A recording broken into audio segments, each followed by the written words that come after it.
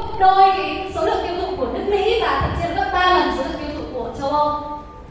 So Vietnam being in Asia, you're in exactly the right place to be working with colostrum.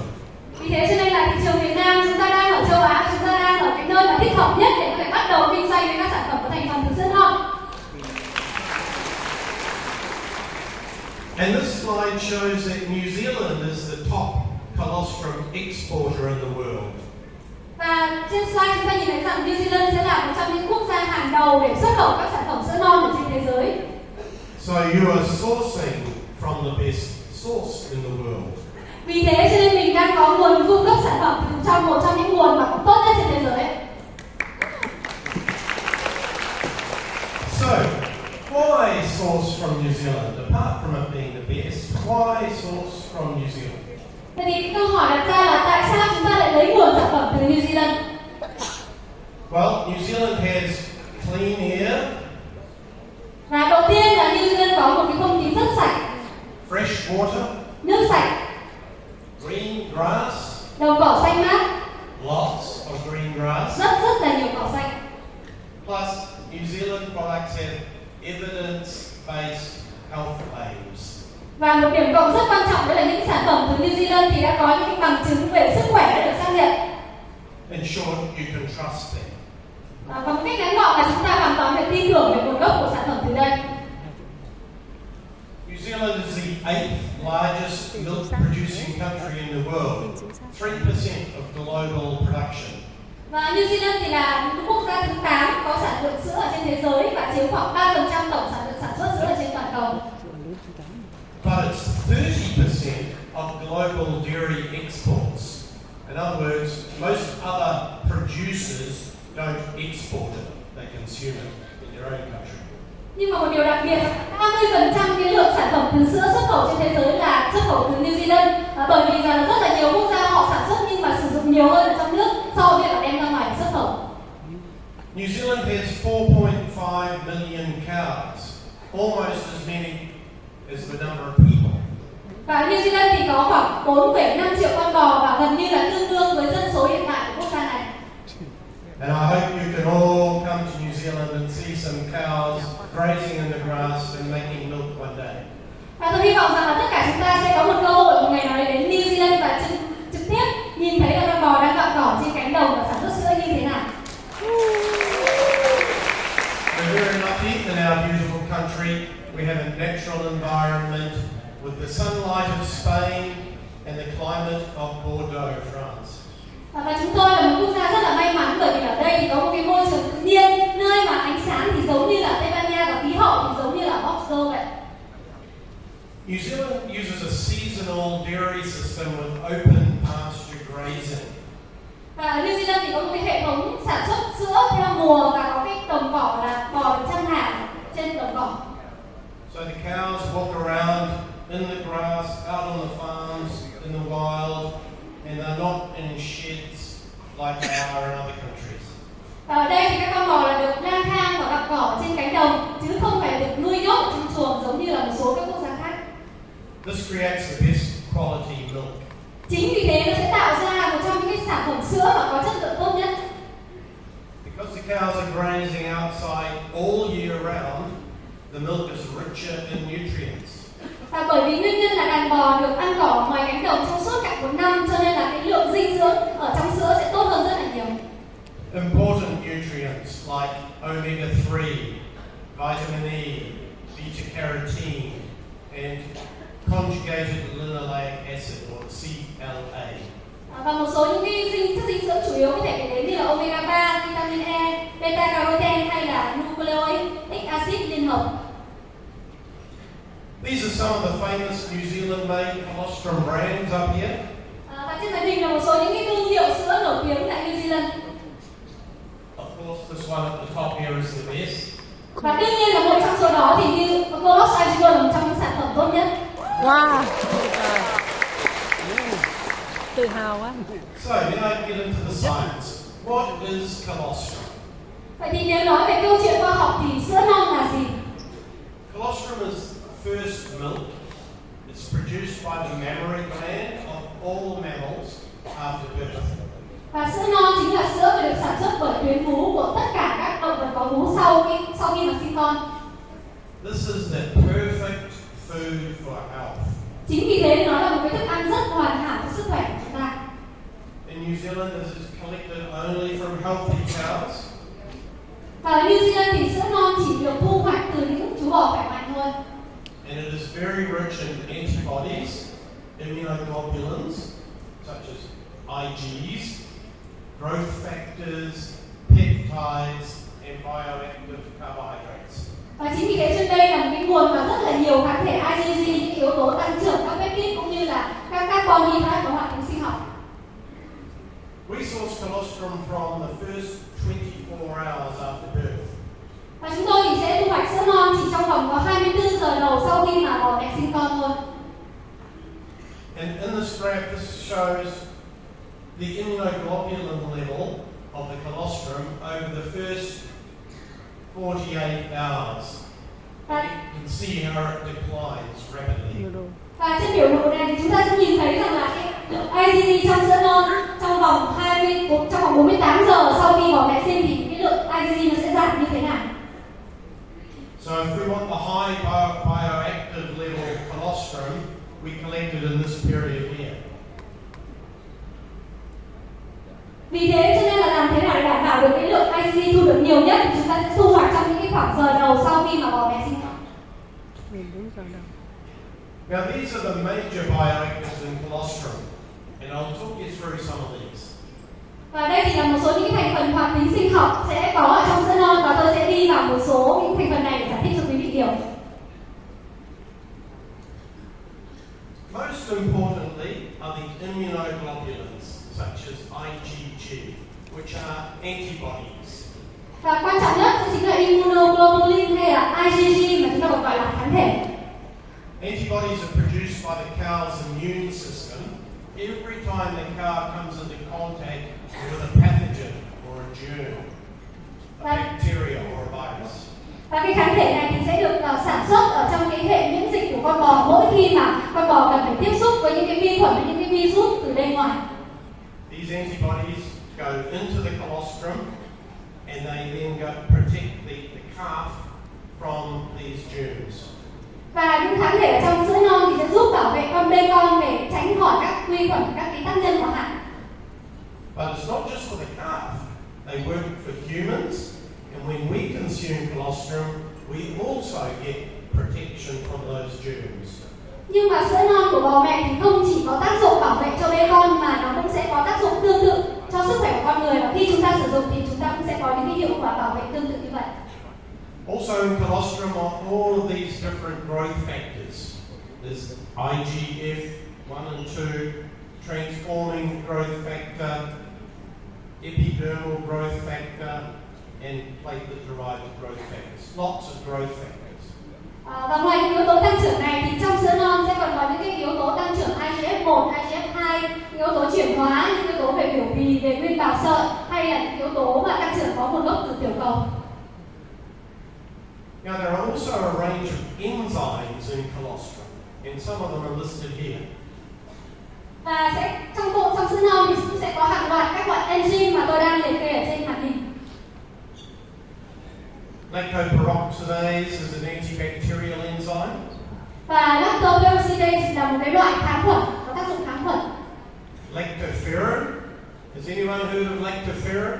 Có anh chị nào đã từng nghe về lactoferrin chưa ạ? Yes, good. Lactoferrin is a supplement on its own, yet it is part of what you consume in colostrum. Và lactoferrin thì là thực chất là một cái chất bổ sung dinh dưỡng, bản thân của nó là như vậy, và nó chính là một phần những gì mà đã có ở trong sữa non. In fact, there's 20 times more lactoferrin in colostrum than there is in milk. Và thực tế là trong sữa non thì lượng lactoferrin nó sẽ gấp 20 lần so với sữa thông thường. Wow. Lactoferrin is important for iron absorption and immunity. Và lactoferrin này thì vô cùng quan trọng cho việc là cơ thể có thể hấp thụ được chất sắt cũng như là giúp thúc đẩy cho hệ miễn dịch. And transferrin, this other protein in milk, is also an important for iron binding and transport. Và transferrin thì cũng là một trong những cái chất protein rất là quan trọng mà nó sẽ giúp cho kết nối cũng như là vận chuyển chất sắt ở trong cơ thể. Lysozyme, it destroys bacteria and viruses on contact. Và cái lysozyme thì nó sẽ giúp tiêu diệt như là phá hủy các virus vi khuẩn khi mà nó tiếp xúc với các virus vi khuẩn này. Xanthine oxidase, it releases hydrogen peroxide, which kills bacteria. Và một loại nữa là xanthine oxidase, nó sẽ giúp giải phóng ra các hydrogen peroxide và giúp tiêu diệt vi khuẩn trong cơ thể. Colostrum also has protease inhibitors, which prevent the digestion of colostrum in the gut. Và cái chất kháng protein thì ở trong sữa non thì nó sẽ giúp cản trở và ngăn chặn quá trình tiêu hủy và tiêu hóa sữa non ở trong đường ruột. And finally, lactalbumin, which raises brain serotonin levels in the brain and improves mood, and so on we feel good when we take colostrum. Và cuối cùng thì lactalbumin chính là một cái chất mà nó sẽ giúp làm tăng serotonin trong não, giúp cải thiện tâm trạng. Vì thế cho nên là khi mà chúng ta sữa non chúng ta sẽ cảm thấy tâm trạng thoải mái hơn. Yes. Colostrum also contains cytokines, immune regulating chemicals, which are messengers that help cell-to-cell Những cái cụm communication. từ này trong cuốn sách rất Và là trong có sữa non thì nó sẽ có một cái thành phần gọi là Các cụm từ cytokine kìa. thì nó sẽ giúp điều chỉnh điều hòa các cái hoạt động miễn dịch và protein. như là điều chỉnh các thông điệp về hóa học, giúp cho tế bào đến tế bào có thể kết nối và giao tiếp với nhau tốt hơn. Cytokines boost T-cell activity and antibody production. Và cái chất này thì nó sẽ giúp thúc đẩy các hoạt động của tế bào T cũng như là thúc đẩy quá trình sản xuất kháng thể trong cơ thể. Leukocytes, which stimulate the production of interferon, which slows viral reproduction. Và leukocyte thì lại là một chất mà nó giúp thúc đẩy quá trình hoạt động của các interferon và cũng như là làm chậm quá trình tái sản xuất của virus ở trong cơ thể mình. Lymphokines, which are antiviral chemicals. Lymphocyte thì là chất mà các hóa chất hợp chất mà nó sẽ giúp kháng virus. And interleukins, which regulate the immune response. Và cuối cùng là interleukin thì là chất mà nó sẽ giúp điều hòa các phản ứng miễn dịch của cơ thể. I'm sure you'll agree that that's wow, there's a lot in colostrum, right? Vì thế nên chúng ta hãy cho một tràng pháo thật là lớn vào wow bởi vì là những tác dụng tuyệt vời. Wow. Quá tuyệt vời. But wait, there's more. Nhưng mà chưa phải là hết, còn rất nhiều. Colostrum also has a full complement of all of these vitamins and minerals. Nutrient. Và sữa non thì còn là một tổng hợp rất là đầy đủ của những loại vitamin và khoáng chất ở đây. Very powerful. Rất là quyền lực ạ. So in summary, colostrum is the most powerful, Mạnh mẽ nhất, hoàn hảo nhất, tự nhiên nhất và có hoạt tính sinh học nhất. and bioactive food Rất tuyệt vời. ever eat. Vì thế cho nên có thể nói rằng là sữa non là một trong những loại thức ăn có quyền lực, hoàn thiện, tự nhiên và có hoạt tính sinh học tốt nhất chúng ta có thể được ăn. Wow. Now, don't just take my word for this. I'm going to go through now some of the health benefits and the published scientific papers that prove this. Và tất cả những điều mà tôi chia sẻ trên đây thì sẽ có những cái tài liệu và bằng chứng nghiên cứu khoa học để chứng minh cho những điều này. Tô mặt chỗ sang qua There is actually scientific and clinical evidence for these benefits in these areas. Và đương nhiên là cũng sẽ có những bằng chứng cũng như là thử nghiệm khoa học để chứng minh cho những kiến thức mà tôi vừa chia sẻ với các anh chị. Influenza prevention. Influenza prevention. Và đầu tiên đấy là cái khả năng mà có thể ngăn ngừa cái cảm cúm. Reduce incidence of upper respiratory tract infections. Hay là nó sẽ làm giảm cái việc mà có nguy cơ để nhiễm các cái bệnh về đường hô hấp trên. That's colds and flus. Ví dụ như là cảm lạnh hay là cảm cúm chẳng hạn.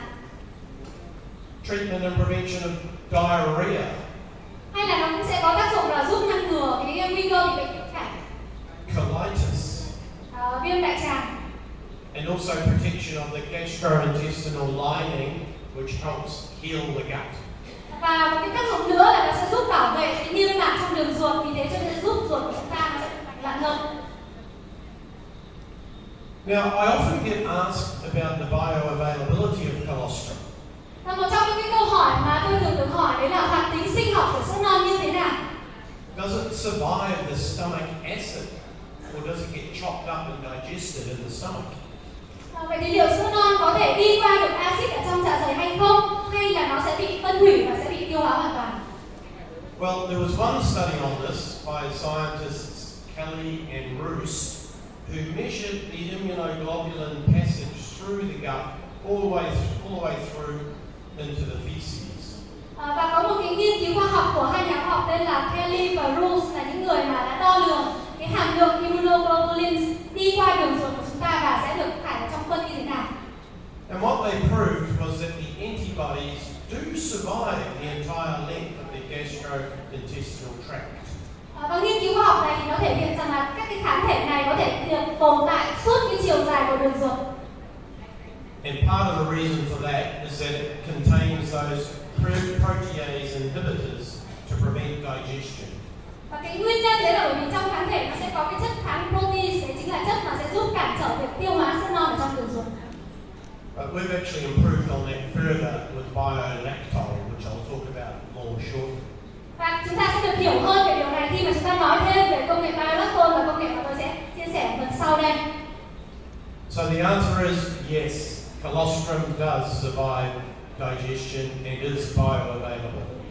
Và vì thế cho nên câu trả lời rằng là colostrum hoàn toàn có thể tồn tại trong quá trình tiêu hóa của đường ruột và nó có hoạt tính sinh học tốt.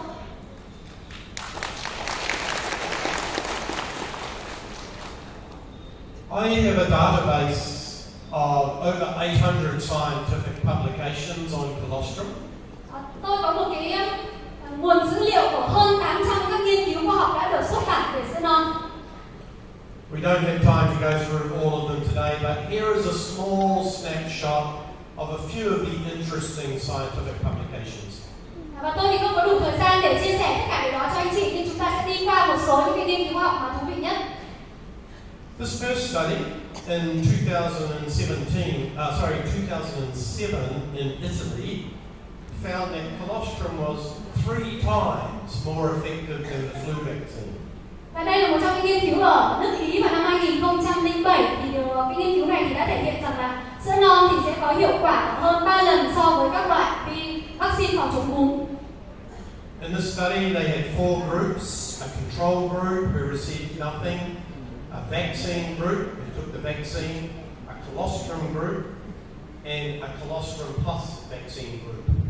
Và trong nghiên cứu này thì người ta đã tiến hành ở trên 4 nhóm. Nhóm thứ nhất là nhóm đối chứng, là những nhóm người mà không sử dụng gì cả. Nhóm thứ hai là nhóm sẽ dùng vaccine.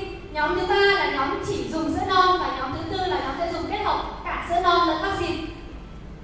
They took these for 3 months, and the group that had only colostrum had the lowest number of flus over those 3 months.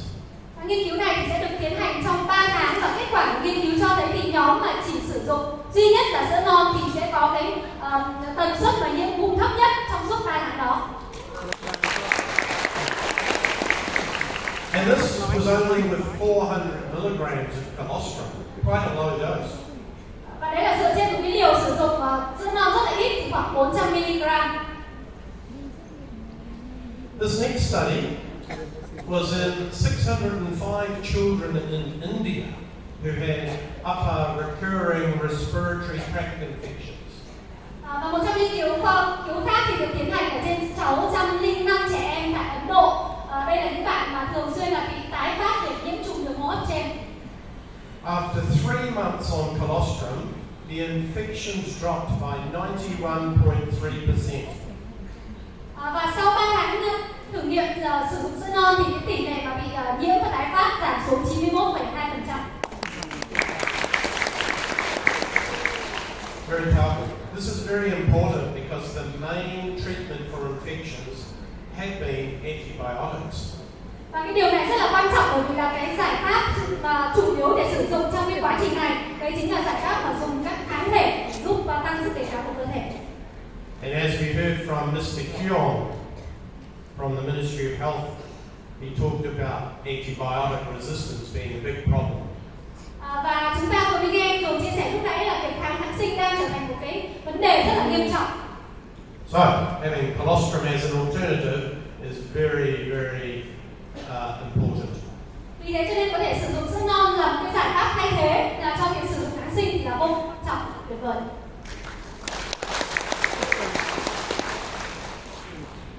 Now, we don't like to talk about this one, but diarrhea is a major cause of death in children under 5 years of age. Và một trong những căn bệnh mà đang là nguyên nhân chính gây ra tỷ lệ tử vong ở trẻ em dưới 5 tuổi thì chính là tiêu chảy. And colostrum has been found to reduce diarrhea by 86.6%. Và sữa non thì đã cho thấy là đang giúp giảm cái tỷ lệ trẻ em bị mắc bệnh tiêu chảy xuống 86,6%.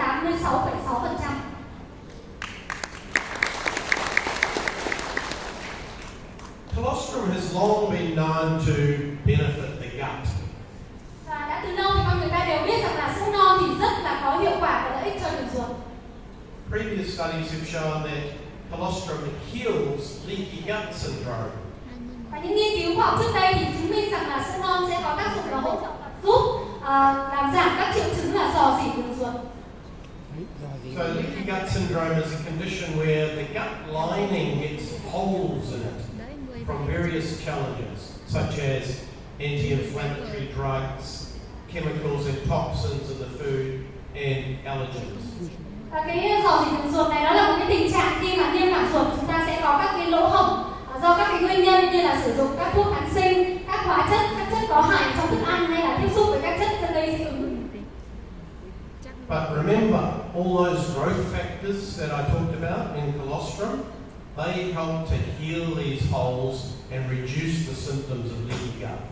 Và cái bí mật ở đằng sau đấy chính là các yếu tố tăng trưởng mà tôi vừa chia sẻ ở trong sữa non thì sẽ giúp làm liền các cái lỗ hổng này và sẽ giúp làm giảm các triệu chứng của việc rò rỉ đường ruột. This particular scientific study was on ulcerative colitis, which is inflammation of the colon. Và tiếp theo thì là một nghiên cứu khoa học về các cái triệu chứng viêm dạ dày đại tràng hay là những cái sự viêm nhiễm mà có ở trong đại tràng của chúng ta. And it showed that colostrum improved 62.5% of the subjects. Và cái sự cải thiện ở các cái đối tượng mà được sử dụng sữa non được ghi nhận là 62,5%. And these studies I mentioned before on leaky gut or intestinal permeability. Và đây thì là những nghiên cứu mà tôi vừa mới chia sẻ với anh chị, đấy là về cái tính ruột hay là cái tính thấm đường ruột của chúng ta như thế nào. Inside the gut are finger-like projections called villi. Và trong đường của chúng ta thì sẽ có những cái phần mà nhô lên giống như là ngón tay, ta gọi là nhung ao, làm tăng cái diện tích hấp thụ của đường ruột. Now, in the study, the doctors took endoscope pictures of these before and after administering an anti-inflammatory drug called indomethacin. Và các nhà nghiên cứu thì đã tiến hành chụp nội soi trước và sau khi người ta được sử dụng những cái sản phẩm thuốc mà có tác dụng kháng viêm được gọi là indomethacin. And after taking indomethacin, the villi were all shortened and broken and crooked. Và sau khi mà sử dụng thuốc này thì sẽ nhận thấy rằng là các nhung bao hay là các cái ngón tay đó nó sẽ bị ngắn lại hoặc là bị vỡ. But after taking colostrum, the villi grew back and were restored to full health and function again. Quite amazing. Và sau khi mà được sử dụng sữa non thì các nhung bao này thì sẽ được hỗ trợ dinh dưỡng để có thể tăng trưởng trở lại và có thể hoạt động một cách khỏe mạnh trở lại. Now, I'd like to explain a few of the quality considerations of colostrum, because quality is really important. Và bây giờ tôi muốn giải thích ra một số những cái tiêu chuẩn về chất lượng ở trong sữa non, bởi vì là chất lượng là một trong những yếu tố rất quan trọng khi chúng ta lựa chọn sản phẩm. So these are the quality factors that you should hopefully get in a really good colostrum product. Vì vậy cho nên là để mà lựa chọn một sản phẩm có thành phần sữa non tốt thì chúng ta sẽ phải lưu ý đến các tiêu chí sau đây. So firstly, a very high level of IgG, because IgG is one of the main features, at least 20%. Và đầu tiên thì sản phẩm đấy nó sẽ phải có một cái hàm lượng IgG cao, và đây là một trong những yếu tố quan trọng đầu tiên khiến cho người ta sử dụng sữa non, và hàm lượng này thì tối thiểu phải nên là 20%. Now, it should also contain other immunoglobulins like IgA and IgM. Và đồng thời thì nó cũng sẽ nên có các cái thành phần kháng thể khác như là IgA và IgM. Another recently discovered factor are PRPs, or proline-rich polypeptides, PRPs. Và đồng thời thì trong đó cũng sẽ nên cần phải có cái thành phần gọi là PAP hay là những cái polypeptide mà có dầu proline. The colostrum should be sourced from healthy cows, verified by export certification.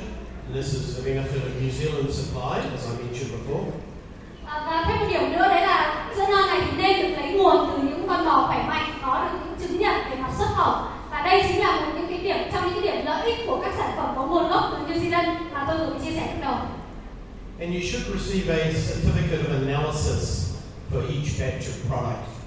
Và nhà sản xuất thì sẽ cần phải cung cấp được cái chứng nhận phân tích cho mỗi lô sản phẩm họ sản xuất ra thị trường. It should be free from hormones, pesticides and herbicides. Sản phẩm sẽ không được phép chứa hormone, thuốc trừ sâu, thuốc diệt cỏ. And I'm pleased to say that the colostrum in Coloss IG Gold satisfies all six of those criteria. Và tôi tự hào để nói rằng là sữa non ở trong Coloss IG Gold thì thỏa mãn 6 tiêu chuẩn này. Wow, tuyệt vời quá. So this is a little busy slide, but it's just to briefly touch on the future development pathways for colostrum. Và trong phần tiếp theo này thì Lương cũng sẽ rất là ngắn gọn để chia sẻ với anh chị là cái hành trình, cái con đường phát triển tương lai của các sản phẩm có thành phần sữa non sẽ như thế nào. So there are a range of applications that we are working on that could result in exciting products for you. Và chúng tôi đang tiến hành rất là nhiều hoạt động cũng như rất là nhiều việc nghiên cứu để làm sao có thể tạo ra những sản phẩm rất là thú vị tiếp theo đây dành cho anh chị. This slide just highlights that there are multiple categories. There are oral hygiene, nutritional supplements, drugs and cosmetics. Và ngoài ra thì cũng sẽ có rất là nhiều những cái lĩnh vực rất là hấp dẫn khác, ví dụ như là các sản phẩm thuốc vệ sinh đường miệng, các sản phẩm thực phẩm bổ sung, thuốc cũng như là các sản phẩm mỹ phẩm. They each have different investment requirements and different time frames for development. Và đương nhiên thì là mỗi một cái lĩnh vực và thị trường khác nhau thì sẽ cần những cái sự đầu tư để phát triển nghiên cứu cũng như là một cái khung thời gian khác nhau để có thể tạo ra sản phẩm cuối cùng. But we have a big team of scientists that are hopefully able to bring you some amazing new supplements much sooner than these typical times. Và rất là may mắn là chúng tôi có một đội ngũ các nhà khoa học đang hàng ngày làm việc để có thể mang đến những cái sản phẩm tuyệt vời cho anh chị có thể là sớm hơn so với khung thời gian này. So, in fact, because of my extensive formulation and manufacturing experience, we've already had some concepts that we're working on, and so stay tuned for some more innovation updates in the near future. Và chúng tôi thì đang trong quá trình nghiên cứu phát triển và thậm chí là có những sản phẩm đã đang trong quá trình thử nghiệm rồi, cho nên là chúng ta hãy cùng nhau háo hức để chờ đón những điều tuyệt vời nữa rất sẽ cao hát ở thị trường ạ. One of the most exciting applications in this area is the area of epigenetics. Và đây là một trong những cái ứng dụng rất là thú vị ở trong cái lĩnh vực là nghiên cứu về gen. That's why I'm wearing my DNA tie. Và cái cà vạt của tôi nó chính là một cái hình vẽ của gen. Wow. We know that colostrum has bioactive components in it that act as genetic switches.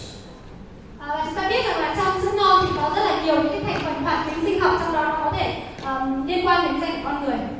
That means they can turn off or on genes in your DNA. Và điều đấy có nghĩa rằng là nó có thể kích hoạt tắt hoặc bật những cái gen ở trong bộ DNA của anh chị. And this has some really exciting potential for overcoming many degenerative diseases. Và cái việc nó nghiên cứu về gen này thì nó sẽ tạo ra một cái tiềm năng rất là lớn cho con người của chúng ta để có thể vượt qua cái căn bệnh mà gọi là về suy thoái não hóa của cơ thể. Another very interesting area of research is in the area of stem cell science. Và vì thế cho nên là một trong những lĩnh vực mà tôi thấy rất là thú vị khi nghiên cứu đấy chính là lĩnh vực về khoa học tế bào gốc. In 2008, stem cells were discovered in breast milk. Vào gốc. Và năm 2008 thì các tế bào gốc được phát hiện ra là có trong sữa mẹ. Stem cells are the original cells that all the cell types in our body come from. Tế bào gốc chính là cái tế bào nguyên bản trong cơ thể của chúng ta mà tất cả các tế bào khác trong cơ thể đều xuất phát từ đây. They are what's called undifferentiated cells. Và những cái tế bào này sẽ được gọi là tế bào không khác biệt hóa. And we all have a supply of these in our bone marrow and in our fat tissue, and they get released and circulate in the body to repair damaged tissues. Và chúng ta sẽ có cái nguồn cung cấp tế bào gốc này sẽ nằm ở trong tủy xương, các mô chất béo, và nó sẽ được giải phóng và sẽ được vận chuyển đi khắp cơ thể để có thể giúp sửa chữa các tế bào mà đang bị hỏng hóc. So, if you have an injury anywhere in your body, could be your muscles, your joints, could be your kidneys, your lung, your heart, anywhere in your body, any organ, the stem cells will go there. Thế cho nên là nếu như anh chị có một cái tổn thương nào đấy ở trong cơ thể, ví dụ như là ở cơ, ở xương, ở khớp, ở thận, ở trái tim hay là bất kỳ một cái cơ quan nào, thì các tế bào gốc sẽ được cử đến đây. And when they reach the site of injury, chemical messengers will tell them to differentiate and turn into that type of cell. Và khi mà tế bào gốc đến các cái khu vực mà đang bị tổn thương đó thì nó sẽ được phân hóa và sẽ chuyển thành các cái loại tế bào mà đang bị tổn thương. And that's how the body repairs itself, and colostrum helps to stimulate this healing process. Đấy chính là cái cách mà cơ thể của chúng ta sẽ tự sửa chữa, cũng như là sữa non sẽ giúp thúc đẩy quá trình tự sửa chữa này của cơ thể. So, in conclusion, I would like to just share this quote from the scientist Dr.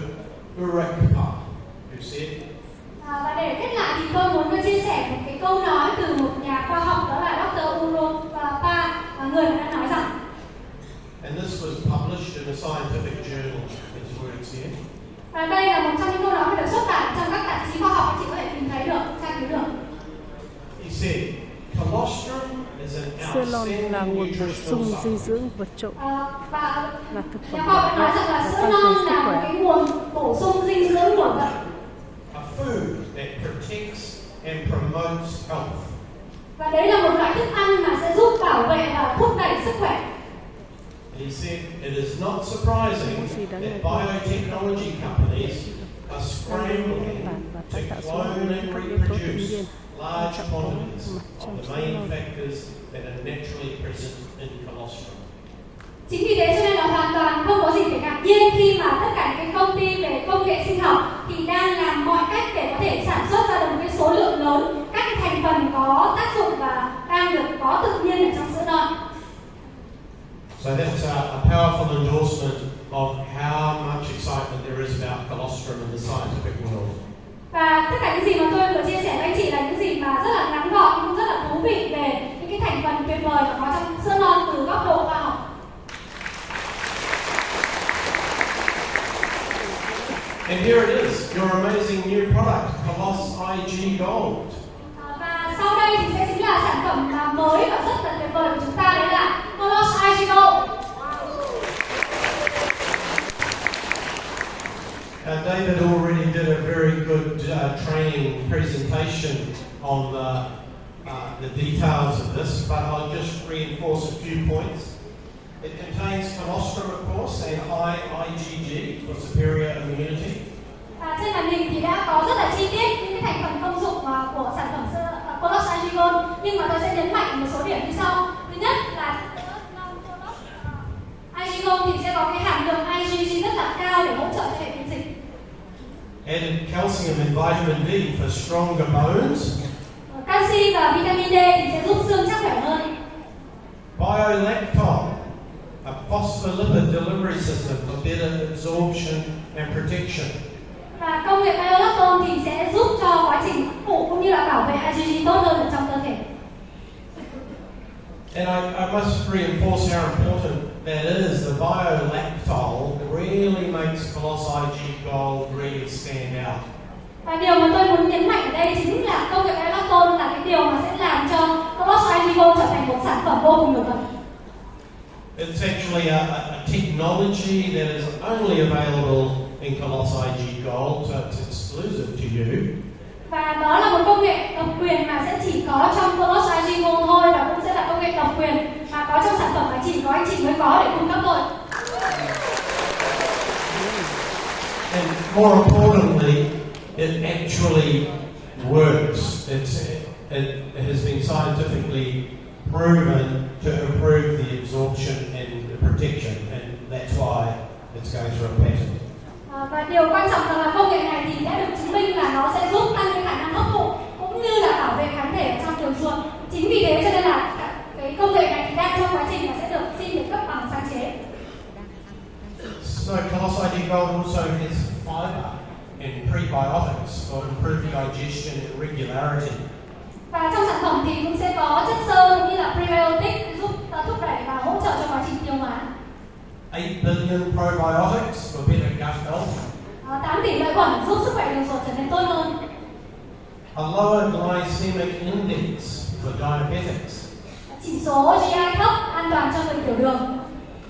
And lower added sugar for better blood glucose control.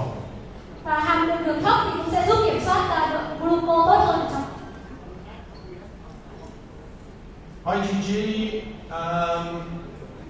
this slide just details it's 316 milligrams per serve, which is the highest in the market. Và lượng IgG là 316 mg trong một khẩu phần, cũng là một hàm lượng cao nhất ở trên thị trường.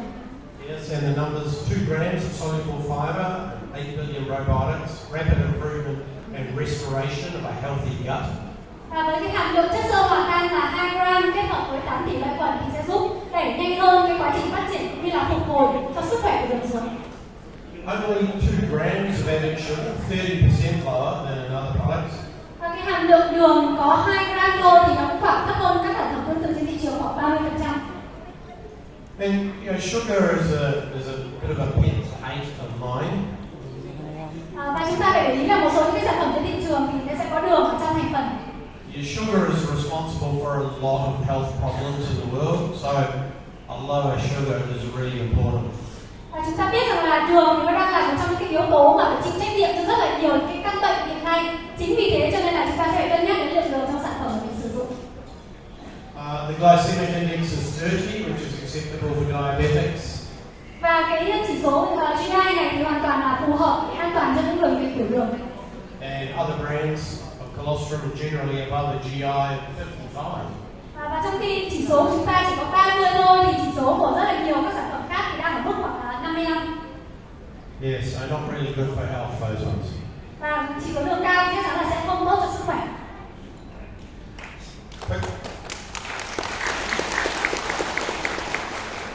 So Colossi G Gold is the best in the class, and we actually validated this by doing a survey of nutritionalists, expert nutritionalists, and they concluded that it was number one. Và Colossi Gold thì được coi là một trong những sản phẩm rất là tốt. Khi mà chúng tôi đem trải nghiệm ở trong một nhóm các chuyên gia và các nhà khoa học thì họ đều đánh giá rằng Colossi Gold là một trong những sản phẩm tốt nhất.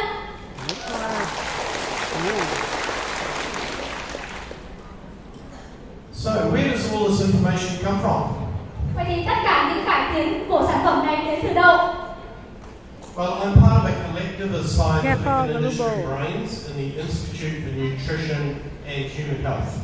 Tôi được tự hào là một trong những thành viên của hội đồng khoa học của Viện Dinh dưỡng và Sức khỏe con người tại New Zealand. This is where scientists and innovators can come together, collaborate on research and development, and create great products like this. Và đây chính là nơi mà các nhà khoa học hay là những nhà phát triển cải tiến thì sẽ tập hợp cùng với nhau để có cùng nhau hợp tác nghiên cứu phát triển ra những cái sản phẩm tuyệt vời giống như là Colossi Gold. There's a few of us here who have been invited to participate and contribute or support. Và đây là gương mặt đại diện của một số những thành viên ở trong hội đồng nghiên cứu của chúng tôi để có thể đóng góp những cái công sức cũng như là nghiên cứu khoa học của họ.